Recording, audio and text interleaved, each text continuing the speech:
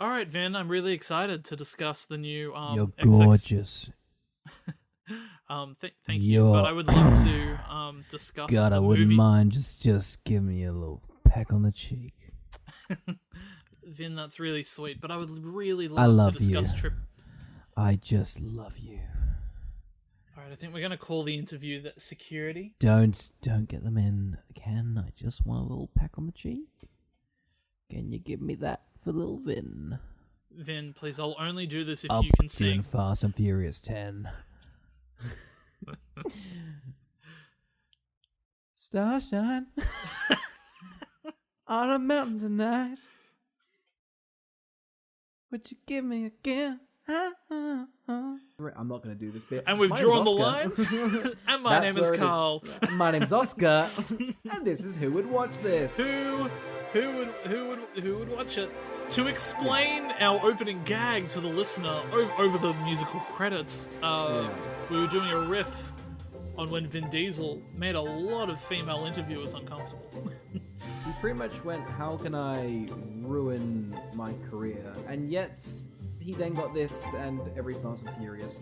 He's untouchable, that man. Do you remember when he had, like, Michelle Rodriguez, like, tucked between his arm, and she was like, I fucking love Fast and Furious, and he was like, you do, don't you? And it was, like, frightening. The other thing that was frightening was just listening to him, like, sing karaoke in his own house. And you're just like, oh, no. I'm so surprised he was never in that Gal Gadot video. Just him just smashing out Imagine by John Lennon. I heard he was supposed to be, but he couldn't get over how gorgeous Gal Gadot was. You're gorgeous. Oh, it was just, he sent her that clip of She's just, like, it's actually... just moaning. Oh, Imagine my God. all... I can't. I can't. You're gorgeous. You're I can't gorgeous. Do it, Gal. Vin, it's not a Skype call. You just have a picture of me. You're gorgeous. I can't go on no more. Do you think this note has lyrics on it? It's a picture of you, gal.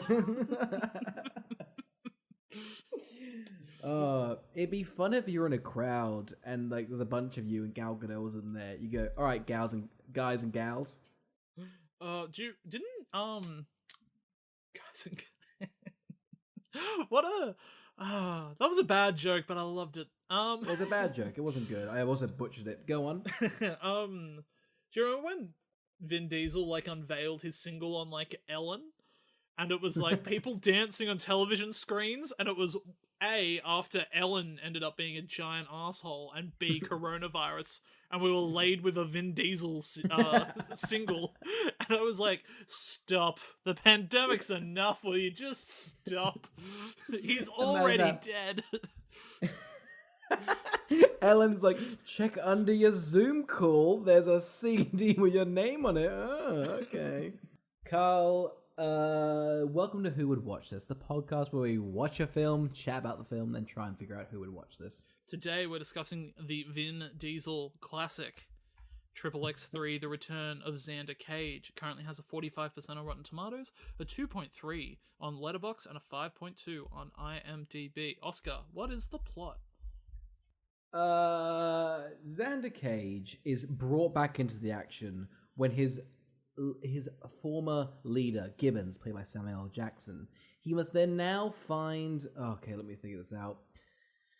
There's a thing called Pandora's Box, and it pretty much can bring any satellite into the ground, and Vin Diesel has to form a team through extreme sports to shut down this technology. Wow. Yeah. That's a film I want to see. I'll say right now, 90 minutes. That get already in my good books. Oh no. This is our first Vin Diesel film? Stop it. Really? No. Yes? Yeah, probably. What else have we actually. done? In my head, for some reason, he plays the snowman in Jack Frost. But I don't think that's correct. I think that's just the look. It's just the look, isn't it? He kind of has his beady eyes. I think Michael Keaton died and turned into Vin Diesel. Is that what that film was about? That's what Jack Frost is about. He drives a really fast car and they save the world. What's up with Fast and Furious now? I haven't seen F9. Have they saved the world, or is it further than that? It'll probably get further. I think we're going to end up doing every episode of Fast and Furious at some stage. I think we're going to go through it all because I haven't seen Too Fast, Too Furious or The Fast and the Furious, but I've seen the other 7 films, including Hobbs and Shaw. Including Hobbs and Shaw, and this is the film that I wanted Hobbs and Shaw to be. I'll say it right now. Hobbs and Shaw, too serious, too self-serious. Get some kumquat on you and get into the mood for this sort of comedy. Because quite frankly, if a film is like titled Fast and Furious Presents, you shouldn't take yourself seriously. I think if Jason Statham and The Rock just had a bit of fun with that would have been a great film. Oh, they have crackling chemistry. Honestly, you'll watch it and you'll be like, oh, this is crackling. I would love like Fast and Furious to become their own production company. So it's just like the Fast and Furious presents Avatar 2: The Way of the Water or something like that. And you're like, what the fuck is this about? But they get like the kind of like Netflix. They have to like dive into like Oscar bait. So like Fast and Furious presents a Paul F. Thompson film. You're like, oh, okay. Fast and Furious presents Roma. All right, Carl. Before we get into the film, should we rewind to last week? What? Fuck, I don't know. What you say it. All right, Oscar. Before we get into the film, shall we rewind to before we had seen it and try to predict who we thought would watch it? Okay, Oscar. XXX3: The Return of Xander Cage. Have you seen it before or any of its predecessors? I have not. Is this like Chronicle of Riddick, where the first one apparently is really good and then it goes downhill, or is this just downhill? It's just sea level. I haven't seen the first or second XXX. This might surprise you. Yeah. I saw this film twice in cinemas. Okay, and why first? Why 2 times? The first time, this came out, so I was deep in university. So me and my friend had a habit of getting trashed on a Friday night, sneaking in a 6-pack to a case of beers into a cinema. Case of beers. 90 minutes, a case of beers, and XXX. Let's get fucking rowdy. Oh, it's not porn? Oh, no. I remember the night we went was like a sold-out show. The crowd was absolutely into it. There was applause. The mate I was with was enthralled by it. I then had to walk home after drinking so much, and I had to cut through the university, and I really, really desperately needed to pee, and there was a construction site happening within the university, and I thought it'd be quicker to cut through the construction site than to go around it, so I crawled underneath the construction fence. And I got to the other side, but there was no room for me to crawl under the other side, and I got trapped in the construction site. And it got so far that I had to actually pee in the corner of this construction site, and then go back to where I had entered and crawl back out again underneath the fence and walk all the way around to get back home. That's incredible. I had the exact same series of events, but with Atomic Blonde. So I'm glad we both can relate to that experience. So did the film make you live? You lived. I like. It's an action film, right?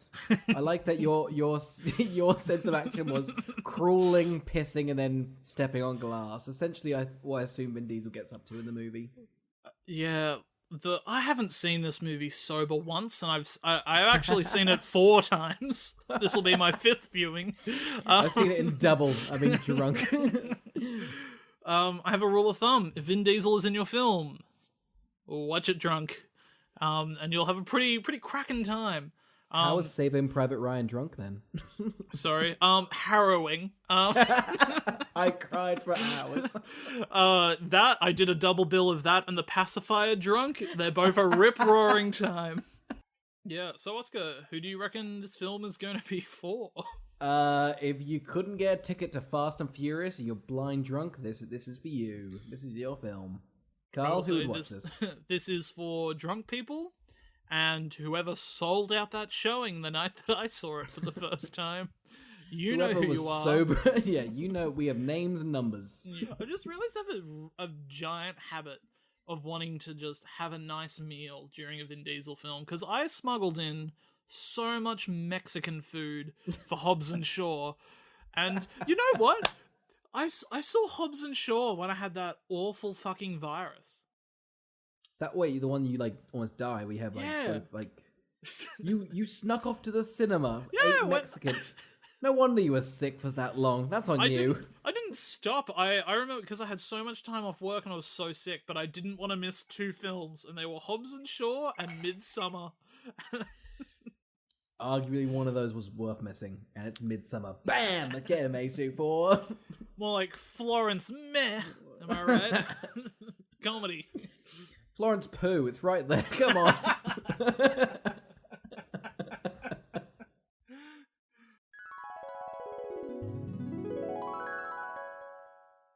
What a egotistical man. I am led to believe from his persona as a film star. Yeah. Vin Diesel is. And I think it's going to play into this movie that I'm pretty sure he produced. Did he produce it? Because it screams that he wrote it. Oh god, it screams that he would get halfway through a scene and say a line of dialogue that takes it in another direction, and then to everybody is like, keep going. And Tony Collette's like, oh no, I'm gonna go being Hereditary. I've done that. This is an elf. This is a paycheck. Just throwing around the improv ball, and Tony Collette's like, here, Ruby Rose, you have it. And she's like, I don't know what to do with this.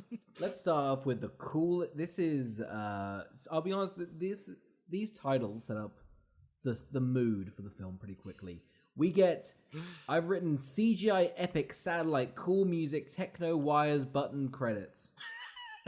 Is that how you would explain it? It's like Fight Club, those intros to Fight Club, but at least Fight Club, it feels a bit ironic. This just feels ×5 and not ironic. These opening credits are a fucking nightmare. They're so long.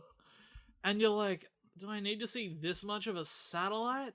I don't want to see this much of a satellite. I feel like they made up bits of the satellite. It seems like they went around the satellite 12 times. They kept going. Anyway, here's a fun idea. I would have loved if the opening was just Vin Diesel reading the credits. Just in a white room, I think it could work. Yeah, why doesn't somebody do that? Or just him reading the phone book because he doesn't know who made the film. I don't think he learned anyone's name. I don't think he even learned his character's name. No, X. He would have gone, all right, I can get that. You don't think he would have learned Dame Toni Collette's name? Go on, say it. Toni Collette? No, her name in the film. Oh, I don't know her name in the film. General M? Is it just... Is it? I don't know, probably not. Okay, so we get this cool credits of this satellite, but then the satellite starts falling and fire. What? Oh my god, I'm terrified. But cut. Where are we at now, Carl? We're in a POV shot of a man in a Chinese restaurant getting some wontons and dumplings and everything. Mm-hmm. Samuel Jackson's fucking firing on all cylinders like, I want to hire you. And the guy's like, me? I'm a soccer player. Why, it's Neymar Jr., who showed up for, I assume, 4 hours of filming. I don't know. So Samuel Jackson goes on a metaphor about what XXX is. I've not seen the earlier ones. I guess he was a main character in this, because he seems like to be like the head honcho. Maybe. From what I know of XXX, it's whatever Granny does in Hoodwinked. Whatever her little section of Hoodwinked is when she skis, that's what I know of XXX. That's what she was. So yeah. Samuel Jackson's trying to recruit Neymar Jr. to be an XXX spy. Who, when it comes up with the graphics, is like, he thought he was being recruited for the Avengers. And I was like, that gag is not funny. I've taken pictures of all the intro, because I can only describe them as like Suicide Squad. Like, hey, here's our character bio with 3 little fun facts. None of them are fun. And it's also like, there's like little sound bites going with them all. It's like, bullets fire for each one, but then one of them's like, his longest relationship is with a mouth guard, and it's like a bed creaking. And it's like, what? He fucking fingered that mouth guard for days, I tell you, Carl. It's what they're leading you to believe. If I was an actor, I'd be like, I did not agree for my character to have this insinuation that I've been fucking a mouth guard. What, like a rogue sense of humor? That's totally for like the concept of like I'm a strong believer this movie was written by a game of Cards Against Humanity. That, or it's written by Vin Diesel, directed by Vin Diesel, produced by Vin Diesel, and I think he might have been like special thanks to Vin Diesel. It seems like it's Vin Diesel's wet dream of a film. It's everything he's ever wanted crammed into 90 minutes, and somebody gave them $100 million. Wild. So they're still chatting in this place, and the soccer guy's like, I don't want to do it. I'm a soccer man. and Samuel Jackson basically is like, then enjoy your free meal, and just gets up and leaves, which I thought was very rude. Try and convince the guy. He goes to leave. A man with a shotgun enters. Huh? What? What's happening? The soccer guy, instead of throwing anything, he picks up a napkin dispenser. He then kicks it between his 2 feet and then kicks it in the air at the gunman and like knocks him out. And Samuel Jackson is like, wow, you, sir, are very... Kaboom! The satellite hits them and they all die. I thought this scene was quite fun. I don't know who Samuel Jackson was in the previous films. I can only assume Why has he got hair? Why does he have a triangle head of hair? Have they given him a wig? Or is that just CGI? I think he loves a wig. I'll say it. I think he's so like happy being bald, but he will commit to just a fun wig. When did he start going bald? To a fun. He comes off as a guy that does not want to sit through hair and makeup though. No, I don't think he wants to sit through this film. He's like, I will rock up for the start and I'll rock up to the end. Spoilers alert, he comes back. I don't know if anybody was like, I'm convinced Samuel Jackson will never die in a film. No. He's always like, oh, did you think I was dead? I'm not. Like, every film, all the time. The movie tries so hard. So hard.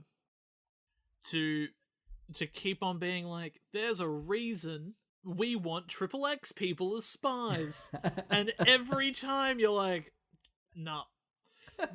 No, it makes no Constantly, sense. we can get into it, but what the fuck is the point of this program? It seems like they have the clearance of, I assume, like, the president's, like, dad.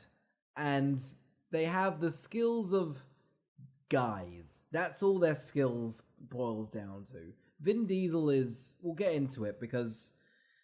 Why not? It's this film also, I don't think, has a pause. I don't think we ever get a second where the film's like, you're bored of the satellites, we're going to Samuel Jackson. You're bored of him, he dies. We're into sexy movie time. So then we get into... I don't know when to breathe in this film, so I just held my breath for the 90 minutes. It's pretty much that, because the second they die, you don't get a process. We're now introduced to... We haven't met Vin yet. So then we get into the new film, which is a sexy spy is trying to steal something from a building. Yeah, we've got Donnie Yen's fucking running rampant over a building. He then... Again, we've just seen a satellite fall to Earth. Samuel Jackson's dead. A man's kicked a napkin dispenser into a rubber. And we've immediately got Donnie Yen jumping off a building To soften his blow, what does he do? Smash through glass! Land on his side, roll over, then proceeds to viciously kill a room of innocent people. Even though later we are told he is a good guy. He's a good guy. I think it's bullshit. But yeah, no. So they do guns work in this universe? I don't think so. Most of the killing is done by hand-to-hand combat, and I just can't believe. I know it's a cliche that guns don't work for bad guys, but come on. And I was rooting for the bad guys because our protagonists and their team are some of the worst people in this film. I have never seen a movie where a protagonist is like, you know, we need to assemble a team, and the hopelessness and this entire situation would be fixed with like a competent taxi driver, but because they've gone out of their way to have a XXX people, it's just bizarre. I don't get it. Can we say I want to save the team because the team is my favorite part of this entire film. Anyway, so we have an evil team. They steal Pandora's box. Now Pandora's box can, I'm gonna say it because this is all the film gives you. Essentially, it can take a satellite and crash to Earth with pinpoint accuracy. I don't know how it makes a satellite move. I don't know how a satellite does that in like 10 seconds. I don't know about space, but I assume you can't get a satellite into like, I don't know, where you want it to be like that. Anyway, that's what they're stealing. They've stolen it. We meet the rest of the evil team. There's a chick. There's Zhang. He's the main evil dude. We have a white broody guy, and we have Mohawk guy. Mohawk guy I love, because he is always like, hey, see this simple task I need to do? What if I made it take long? Like, he's there's a part where he's like, hey, do you want me to get this person off a bike? And they're like, sure. And he's like, instead of running up, what if I backflipped up to it? And they're just there like, this is taking a very long time. And then he comes with the bike, and they're all just like, we don't need a bike. Like, just... He's like, I'm holding on to the bike. The Mohawk's over. I'm a bike guy now. I'm the bike boy. Can I be the bike boy? We immediately cut from these guys. We've started this film 4 times, and it's like, are you bored yet? Screw it, Vin Diesel! I love it because they're like, we've never seen people like this before. Fucking XXX people, alright? We've never seen people flip like this before. Only one person can beat them. Only one person. Who could it be?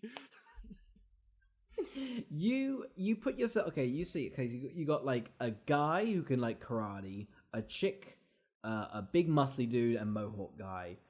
If all the universe, I'm not picking Vin Diesel to beat these guys up. But yet we are with Vin Diesel. How do we get introduced to Vin Diesel? Vin Diesel is climbing a telephone tower or satellite tower. And you're like, this is interesting. I wonder why he's up here. Soon we find out there's only 10 minutes on the clock. He punches in some wires. He looks down. People are shooting at him. Wow. He must be on a spectacular heist or mission right now. He then clips his little booties together, and it turns out he's got skis. And you're like, wait a minute. This is a forest. Why has he got skis on? He then jumps off this fucking tall tower, and you're like, that man's gonna break his fucking legs. But he doesn't. He lands on his skis and skis down a forest floor for minutes. 4 minutes. There's a shot they include of him landing, and I swear to God, his knees. Like, I think the stuntman who probably jumped 2 feet, his knees crack. Vin's entire lower body's crumbled. I can't believe they had why didn't he slide down the pole a little bit? No, he just jumps off a pole, 100-meter drop, lands on his knees, and he's like, let's go, XXX. He fucking slides down the mountain. Hang glide down. You're at the top of a mountain. Who goes to the top of a mountain's like, you know, the quickest way down is going to be skiing. Like, I'm convinced Vin Diesel's never seen snow, or this is a snow mountain in the wrong season and nobody thought to check. Like, Where are we filming? Fiji. Oh, we've got a lot of ski scenes. Is it gonna work? famous for skiing, correct? Shall we film it near the ski lodge? Vin, I don't think you know where in the world you are. It's fun because, again, I feel like Vin Diesel wrote this film because, one, it feels like such like him going, I want to look badass, but I also want to be a hero. Because essentially he skis down a mountain for what seems like a year. He then comes to a group of kids, they're cheering already. He then ditches the skis, jumps on a motorbike, does some flips and shit. And then it's revealed that he actually is stealing... Fuck. I assume like a Foxtel box set. Plugs into the wall and everyone in the town gets like the soccer match. And Vin... This town wanted a soccer match followed by animation domination. You're telling me Simpsons, Futurama, Family Guy, American Dad, all one after Bob's Burgers as well? Jesus Christ! It's 2.5 hours of Fox 8, and I swear to God, mate, you're gonna have a fucking ball of a time. I love it because, again, they don't give you a moment to breathe. For a second, Vin Diesel's like, wow, I've done a good job. Turns his head. There's a woman there like, wow, you don't know when to quit. And just saunters on over to him. And I was like, what is happening?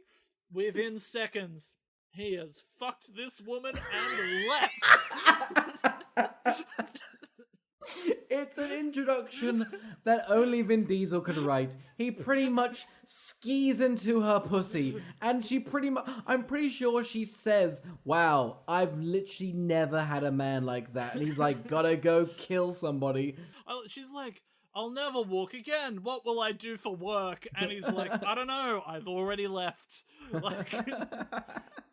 The other thing is he eventually gets on a skateboard and it's branded with XXX. Like, I've never met somebody who's supposed to be pretending to be dead brand everything. Like, picks up a mug and a hat with XXX on it and is like, I don't know where Xander Cage is. Like... It's like Steve Jobs rocking up to an Apple store, eating an apple, using an iPad and going, I'm Steve Jobs, here's my turtleneck and black. I love it because he's then got like... He only wears singlets the entire film, and he's just covered in XXX tattoos. They're just like, what do you, work for the CIA? And he's like, no, you'll never guess what I work for. Everybody's just like, oh yeah, give me one fucking guess. It's on your forehead, you fuckwit. Like... Sipping out of his mug. You'll never guess. You'll never goddamn guess. Speaking of which, you want a XXX hamper? Comes with a shirt. Sign up to my blog. We've ripped up the sleeves up. Here's a podcast. He's absolutely pushing it. All right. So then, after all of this is still pretty much the prologue to the film. Like, 17 minutes has passed. I paused. I was like, what is happening? I was disorientated. I was having hives. I didn't know what to do. Because the film hasn't taken a goddamn breath. And it continues not to. Do you know what happens next? He sits down at a park bench and a man comes over. What does he do? Talks to him in English, drops a case of bombs next to him. Vin Diesel, oh god. He then immediately is like, I guess he's Sherlock. Because he's like, there's something up. SWAT come to him and he's like, holy shit, I'm gonna die, never mind. He goes to the SWAT guy's like, hey, don't you do it, don't even try it. The SWAT guy's like, I'm gonna shoot you. Vin grabs the gun, starts free firing into civilians and SWAT, yawning like he doesn't give a shit. Slow motion yawning. Yeah, yawning's already pretty slow. It's a slow activity and he's slowed it down extra. He yawns. He's like, is that the best you got? Toni Collette has like a newspaper with like eyes cut out. She's like, well, you got me, Vin. Let's chat. I have her line. Slowly, she stands up. She turns around and says, Ollie Ollie oxen free. Walks over to him. The film does not breathe, and it gives you that line in the second you think, oh, maybe a second to pause. You're like, oh my god, how did Vin know that it was going to be blanks? He then just riffs on how everyone around him's a bad actor. He's how insane is this? He pretty much goes, I'm Sherlock. One of the reasons, and he says, I can't believe how stupid you think I am. There was a woman 2 miles that way that was running for a bus that doesn't arrive for 2 hours. How the fuck does this... Has he memorized the bus timetable of this foreign town already? I loved that they didn't know... He didn't know what was happening, and he was just pointing out the fact that they are in a film. He's like, that man's got a camera. That one's got sound. That's a runner over there. Like, you're not going to trick me. And they're like, Vin, we're doing a scene. Nobody's trying to trick you into anything. Where's my skateboard? I want to skate some more. That had blinks in it because it's a fake gun. We're filming a movie. You shot into a crowded people? You didn't know these were blanks? You yawned when you committed arson and murder. This is the first break of the... I wouldn't even call it a break. Just Toni Collette's like, hey, Vin, let's chat. Here's the go. It's absolutely not a break. Because he pretty much turns around and is like, I don't care what it is I'm in. And all I need is a fur coat. And it cuts. Why is your Vin Diesel Sean Connery and Arnold Schwarzenegger? This is my Sean Connery. And it's spot on. And this is my Arnold Schwarzenegger. Get to the chopper. Actually, I can see why you thought it was what it was. Doing them back to back, I get it.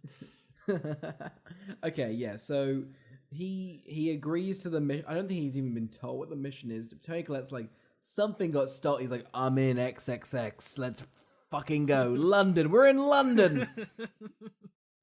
I love it because he's like, I really need to get my fur coat. Cut to, he's wearing a fur coat.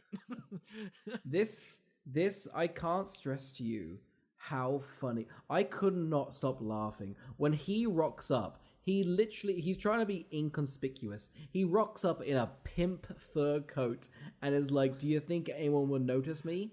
He goes to a London hacker who is a hot woman. And he wearing his fur coat, he's like, can you hack it for me? She's like, I'll get another 20 years of prison. While you wait while I hack, fuck 10 women. And that's a scene, Carl. Oh, I know it's like he was like, hey, should we have sex? And she's like, no, I've organized these 10 women to do that for me. And he's like, oh, the fur coat. Just like bundle around. It like cuts to, he's up in the morning. It looks like he's killed them all. They're all like laying in these sprayed out, slagged out. It's the grossest thing because we assume he hasn't like showered after he's fucked 20 girls and made them come 40 times. He then puts on his sweaty coat again. Oh, it must smell like goddamn. It must have such a stench to it. I bet he didn't even take off that coat. Like, I bet it stayed on the entire time. His balls smacking against that fur, you can't stop him. Oh, absolutely. One of my favorite things about this scene is they make such a point of the fact that this chick is under house arrest. Like, she gets out of a pool, she's under house arrest, she's got the thing around her ankle. Cut to, she's in a cafe with him.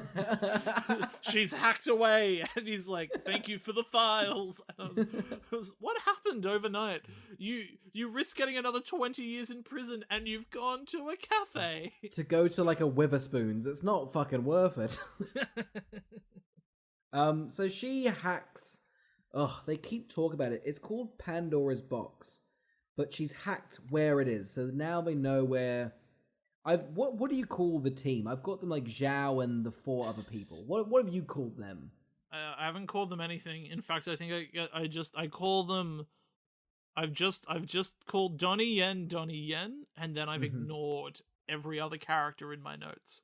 I did too until the woman in the in the bad group turned out to be the love interest, I guess. Yeah, I don't know. I decided to also ignore that. And Yeah, good. Her name's Serena. It doesn't feel used. So now he's hired by Tony Collette. Now they've got all this information, and Tony Collette's like, I've assembled a team for you. and he's they like, are qualified. They have resumes. They have skills that would be needed for the mission. And he's like, oh yeah? Have they ever snowboarded? Have they ever fucking done a kickflip? Didn't fucking think so. They fought in Iraq? They haven't goddamn done some rollerblading, I swear to God. He's basically just like naming a resume of things that don't apply. He's like, you ever skied down a forest mountain? And they're just like, no, only an idiot would do that. Like, and he's like, hey, Tony Collette, you want to see how big of an idiots this group of men you've assembled are? I'm throwing them out of a plane! And they got sucked out of the plane. And I would just be like, you know why they got sucked out of a plane? Because they thought they could trust you. That's This is why. a safe space, and you tied their legs to a parachute and threw them out of a window. And now Tony Collette's like, well, you've earned my trust. What? Who do you want? These men, I was like, these men are surely dead. Like, oh, they've died. Like, flying out, they're banging heads, they're gone. Yeah, absolutely. Because they would land face first into the ground, and then a shipping container that they got sent out on with would slowly drift down onto them and crush them. Not only that, their legs, because they just get like twisted in like the wires, yeah. their legs circulation is either gone or they've literally been ripped off. These men are dead and harmed, and Xander Cage, our protagonist, is like, I know they were very qualified, but what have I told you? I have a DJ on standby. None of them have BMX'd like the people I know. Ironically, though, these people haven't BMX'd over the Eiffel Tower. So who do we have? We have, I shit you not, just a DJ. That's his power. And he doesn't do anything the entire film. He doesn't even DJ. You're like, oh, now he's going to use his DJing skills. Like, you think you would assemble a big team of people so you can, like, kill them off or something like that? Yeah, exactly. Like, they're like, hey, what if everybody survived, but none of them were important to the plot? Like, so we got a DJ. We also have a man who can crash cars and get caught by the cops. Immediately in his scene, he crashes a car into an ATM and is arrested. No, and then we have Ruby Rose. Ruby Rose, poachers. It's an incredible opening because she shoots these poachers. She walks away. She gets her phone call. These people are screaming in peril, getting murdered by this lion. Mauled by a lion, mauled to death. And Ruby Rose is like, oh yeah, a BMX Eiffel Tower? I'm there. You got a DJ? Fantastic. We're going to destroy this terrorist organization. Quick smart. Who's the team? Well, they all sound qualified. I'll be there. Wait. Have they BMX down a pipe? Okay, well, good. Thank God. Glad we got them on board. And then we meet a fourth member of the team, the horniest nerd you've ever met, waltzes into the scene, and you know Vin Diesel wrote this character. You know, Vin Diesel hired this actress. She got written for this actress. Oh my God. Okay, she's a nerd. She's the nerd of the group. So that's her thing. She's also very hot. 3, she walks up to Vin Diesel, goes, oh my God, I can't believe you're Vin Diesel. All I've wanted to do is fuck you. Oh my God, I can't stress you. I'm so nervous because all I want you to do is plow me in the anus. That is her line verbatim. It is. She even is like, I've got a safe word prepared for you. Like, it's kumquat. In front of her boss, Tony Collette, and I'll say this right now, it's funny that Tony Collette is the only woman who's the villain, and is the only woman who doesn't want to fuck Vin Diesel. I can't stress to you, there's not a single female character in this that doesn't want to or does fuck Vin Diesel. Oh, you're absolutely right. It 100% was like they were sitting down with the script and Vin Diesel was like, and then I fuck Toni Collette. And they're like, no, you don't fuck her. And he was like, oh, so she's the villain. She's the villain. And, She's and the they're bad like, person. and they're like, no, we haven't written her as the villain. And he's like, she's the villain. She's useless. She's a evil woman and she won't fuck me. She is nothing to me. He's like, what do you mean I don't have a sex scene the rest of the movie? I've only got an orgy and one sex scene in the first 20 pages? What is this absolute rubbish? Nah! Like, so then they go to this like party. They're there. I don't know why they're there, but they're there. And the villains are there, aren't they? The villains are there, and so they've come up with this great game of catch the grenade. Again, this movie just keeps wanting to get wilder and wilder. It's that, isn't it? So sorry.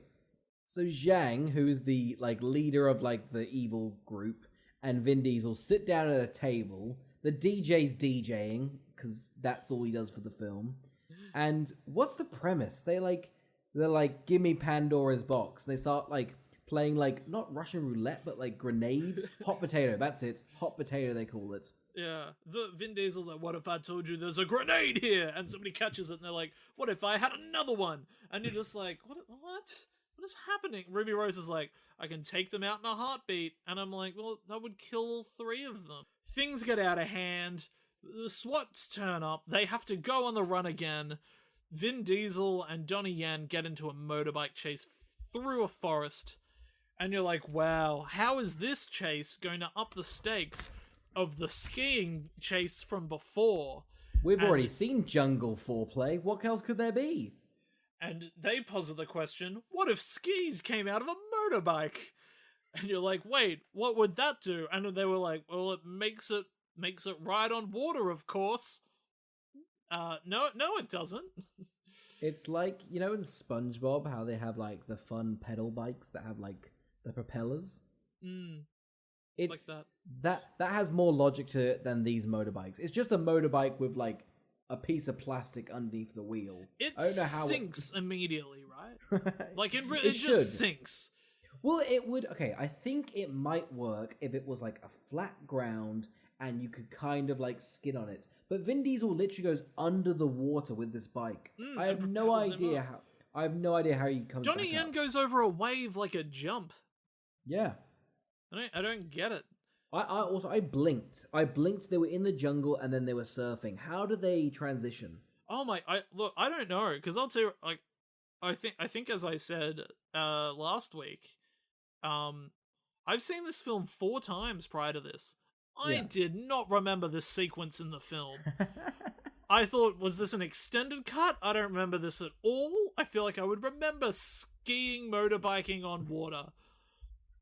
Because it happens and then it's gone. It's disappeared immediately.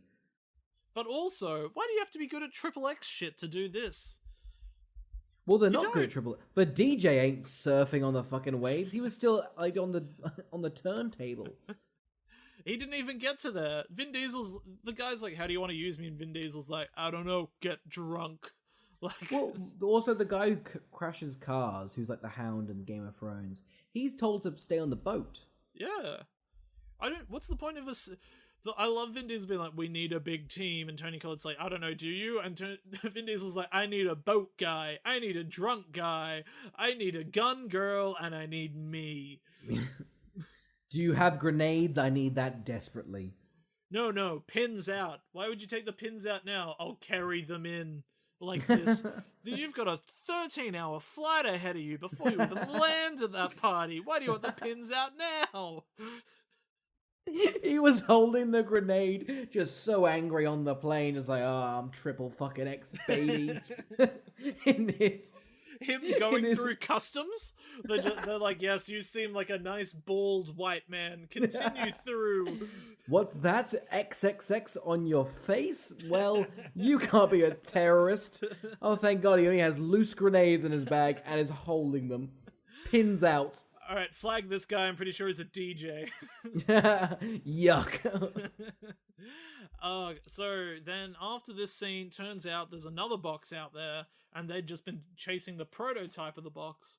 And then the woman that was on Donnie Yen's team becomes good because they all find out they work for Gibbons. Yeah, this is the laziest. I've never seen this happen in a film. The bad guys pretty much go, you know what, Vin? We've seen you skateboard and we think you're pretty cool. We're on your side now. The woman pretty much immediately goes, I'm gonna fuck you. And Zhang is like, well, we're not so different, you and I. Yep, that's pretty much it. And then they just talk about their tattoos. He's like, what's that tattoo? And she's like, that's XXX. What's your tattoo? And he's like, that's XXX. And he's like, well, what about that one? Well, that's XXX. And what about your one on your forehead? That's XXX. No. They then find out that Vin Diesel's like, I'm going to do some research. Look at this video where Donnie Yen breaks in. Everybody's watched this video 1,000,000 times, but nobody's noticed what I notice. And that's that this man in the corner doesn't flinch. He's the villain. And everybody's like, yes, I 100% agree with Vin Diesel. He also does this thing where he draws on the board, like on the screen, and the nerd's like, you can't do that. That's a permanent marker. And Vin Diesel just like flexes his cock and she's like, I'm horny. You can do what you want. Vin Diesel punches Tony Collette in the face and is like, why won't you sleep with me? You must be a villain. So then they go to, and I actually quite like this moment. They then go to try and confront who they believe to be the big villain of the film. He's surrounded himself in heaters. So many heaters. He's drenched in sweat. Vin Diesel's like, God, you smell awful. You've got a stench about you that just does not fly away.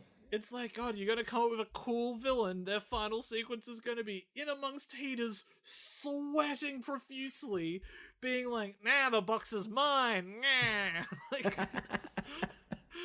He's pretty much like an old dastardly villain. But the reason he has heaters, and again, I don't know if this works, but Ruby Rose is using like infrared sniping things. Yeah, I don't know why she couldn't just see through the window. She's like, I'm going to have to go to infrared. And I'm like, you didn't even try. Just... Carl, do you want to know what I've looked? Because essentially Vin Diesel, I don't know how he does this, but he backs up against the window. I guess you can see him because he's out of the heater. Yeah. He has this thing where he's like hands on his head and he's like saying to Ruby Rose like, hey, you should shoot in between my fingers. There's no I don't think he has like a clever thing. And then he like pulls back a finger and then she shoots through glass and snipes the bad guy. Yeah, this is the scene I remember in cinemas getting like a standing ovation. Like the crowd lost it. They hooted, they hollered, they were the elicit of excitement from this audience over this sequence. You can't help but feel the energy. It makes no sense, but it excites me that she shot through the fingers. Well, as you're being excited in the cinema, drunk, I can only assume. I did some actual research, Carl. This is the first time on this podcast where I'm going to cite an actual academic source. Oh, okay. I'll take my headphones out. Thank God. No, I looked up at like an actual scientific paper to see what happens if you shoot through glass with a sniper. And it turns out it normally makes the bullet ricochet a little bit. So what I'm saying is Vin Diesel should have lost a finger. So it'll if you snipe through glass, it's not going to have precision. Is that what you're saying? Yeah. I've got a reference. I've not used this since university. I wrote down the whole thing plus the author. Do you remember how shitty that was? That was most of university. And every university had different bibliography approaches. They were like, we want the year at the start, then the first name, a huge gap, then the last name, name of the book. Like, what page you on, how we were feeling at the time, and just generally a couple of emojis. We won't tell you which ones, but get them down. And then you'd hand it in, and they'd be like, your bibliography's wrong. And I'm like, you give me these vague fucking instructions. You're like, oh, it's Harvard style. Who knows what that means? I remember my university wasn't using their own university's like bibliography. Like I was just like, why the fuck? Also, there was I genuinely shit you not, like 100-page guide to like doing it. I think 20% of our marks were just the bibliography. I can't pronounce it. 10% was correct citing and bibliography. And then a computer program would oversee it and be like, you plagiarized it, you like. Even though you'd put in quote marks, oh, thank God. I mean, here's the thing, we did film at university, so we're not, it wasn't tough. Our essays didn't matter, honestly. Like, I'm not even sure people watched the movie I made. I just think they were like, here, have a mark. I've looked at you, at your face, I feel like a D. I love it. My professor would look at me and be like, you got moxie, kid. High distinction. You run the class now. And I was like, okay. I went out, flopped my dick out. Stunning. Xander Cage was in the audience. He's like, this ain't nothing. And XXX, we have a... And that's how Xander Cage had a university stint. It really... And he had his own... I don't know. So then at this point, they realized really Toni Collette was the villain.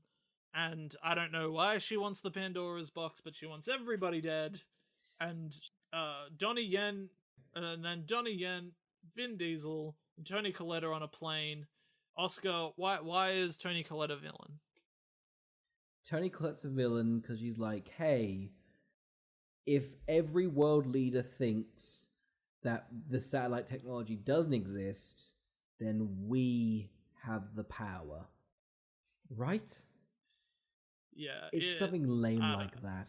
I don't know. I don't No.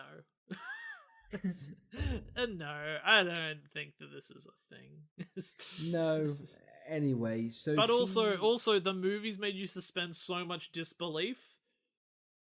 You're like, wow, this is really a shocking turn of events. What do you mean every other character in this movie's a villain, but the initial 13 people that are now assembled as a team? So they're assembled. So we got Vin and Zhang. They're up on the plane with Toni Collette. That's one story. We also have like the rest of the team plus the nerdy girl in a warehouse shooting up the place. And then we have like a third thing. What else do we have?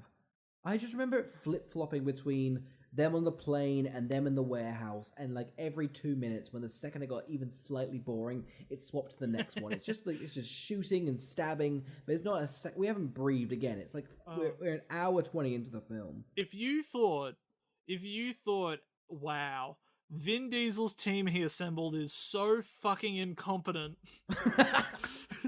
Guess what? Everybody else in the film thinks so too, because who enters the movie to save the day? Because the DJ's about to get executed, and then he's god. Then I think the film's good now because Ice Cube shows up.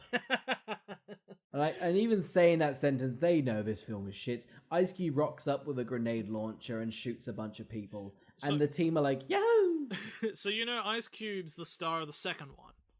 Is he the star? He's the star of the... Vin Diesel doesn't return for the second film and gets replaced by Ice Cube. It was the audience that I had for Xander Cage that time I was drunk was about the same as like Avengers Endgame when everybody returned. Ice Cube entering this movie was like a holy moment of like Jesus. It was insane to see that played out. I love that. Marvel, like what they did in 10 years, couldn't be done for what Ice Cube could have done in 2 films. It's just incredible because he is such a presence. He gets his own title card. He he is a god essentially, and people he solves everything. Ice Cube from XXX2 State of Union. Oh my god! Like Ruby Rose on the ground screaming like, "Oh my god, I can't believe he's there." And then what's happening up in the plane? Well, Tony Collette gets sucked out of the plane, and Vin Diesel's like, I'm going to crash this plane into a falling satellite. And I quite like this shot. It's very CGI heavy, but Vin Diesel like runs out of a plane and jumps, freestyling out, being like, I haven't got a plan. I would like it, except, however, because Vin Diesel apparently is a voice actor, but only a voice actor for like 2 lines. He also plays the Iron Giant, and powerful. the Iron Giant does the exact same move in his film.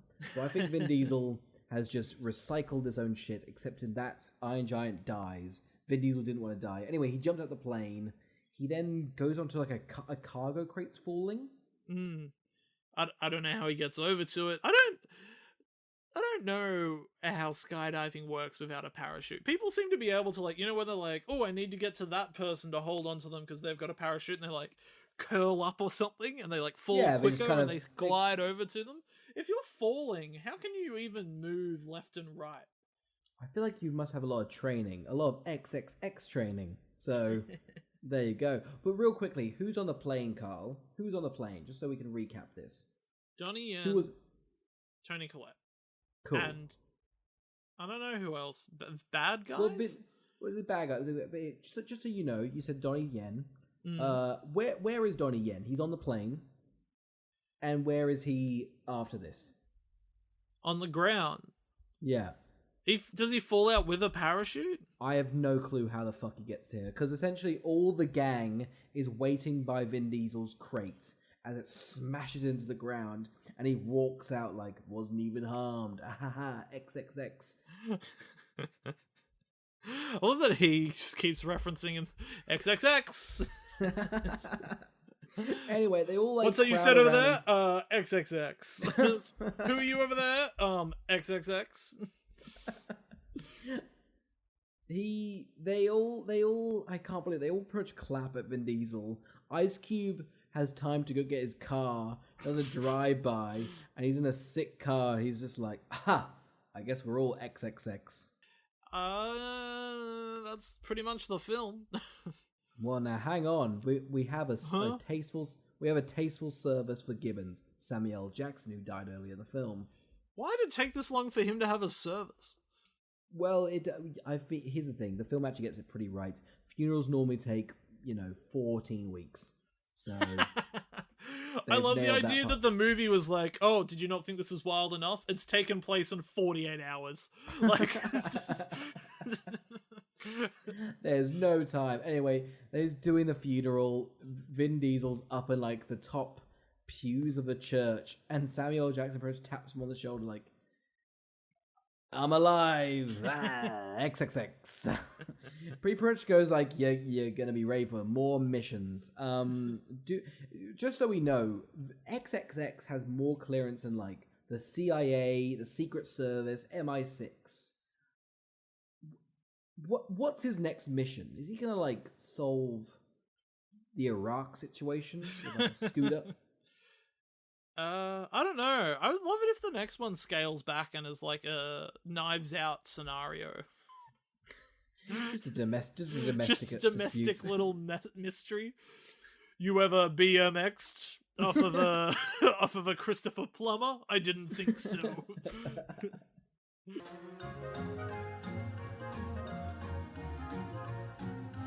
Alright, Oscar. Who would watch XXX3 The Return of Xander Cage? It's Vin Diesel in the privacy of his own home. when he's feeling a bit... I feel like the second... Do we talk about that interview? He goes in that interview and tells that woman that he loves her. I feel like the second he read some of the comments that were mean about him, he immediately put on this film and watched it, went, no, I'm fucking sick. That's who I think would watch it. Carl, who would watch this? Yeah, I agree with you that I don't think Vin Diesel's probably ever watched a movie that didn't star himself. Like... I like him in Schindler's List fast forwarding like the start. Like, pretty boring. Oh, there I am. Pause. Let's play. Oh, Tom Hanks. This actor went nowhere. Like, who do I think it's for? Look, if you struggle to follow plots, give this a whirl.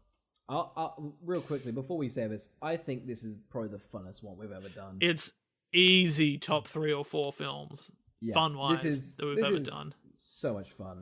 I will continue to watch this the rest of my life. Yeah, if ever I'm drunk, I feel like we should rent out a cinema. Who's coming to Vin Diesel's return? Because this feels like a flash in the pan. I don't know who is a fan of this film. Neither. Oh, me. Yeah, I guess it's us. Who would watch this? It's us. I don't have one. All right, Carl. What was your palate cleanser this week? My palate cleanser was the French black and white film La Haine, which translates to hate, starring Vincent Cassel. That's like a film student's wet dream. That's like the film you gotta watch. Yeah, I'd never seen it before. It's pretty good. I get it. What have you given it? I mean, if you don't want to spoil it, don't spoil it. But yeah, I've heard any very good things. Yeah, it's more of it's much more of like a day in the life sort of film than I thought it was going to be. Mm-hmm. But it moves at like a very quick pace for a movie that I think is from the 90s or early 2000s. Yeah, I think it's from the 90s. 1995. Yeah, I think it's got like a real kind of like uncut gem sort of anxiety to it. And it's a shame that the director kind of never went on to do much, at least in his Hollywood movies aren't particularly good. I actually think one of them stars Vin Diesel, just remembering. Really? Yeah, I think it's like Babylonian AD or something like that.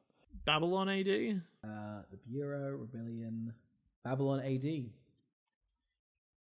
Yeah, there you go. Does it star Vin Diesel?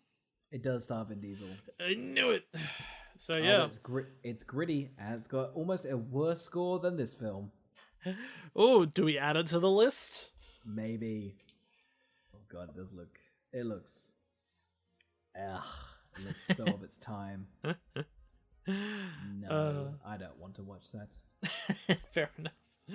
Alright, Oscar, what are we reviewing next week? Next week, we are finishing off Spy Month with Mission Impossible 2. A controversial pick, but we don't give a fuck. Tom Cruise has been in our sights. He's ruined my day since Cocktail. We're doing it. Mission Impossible 2. Oh, you're right. It's a return to the podcast for Tom Cruise. Yeah. And Australia, too. It's very Australian. It's true. Oh, what's that? Did we just do the Olympics? Oh, everybody film in Australia, I guess. Who's going to climb Uluru? Tom Cruise is.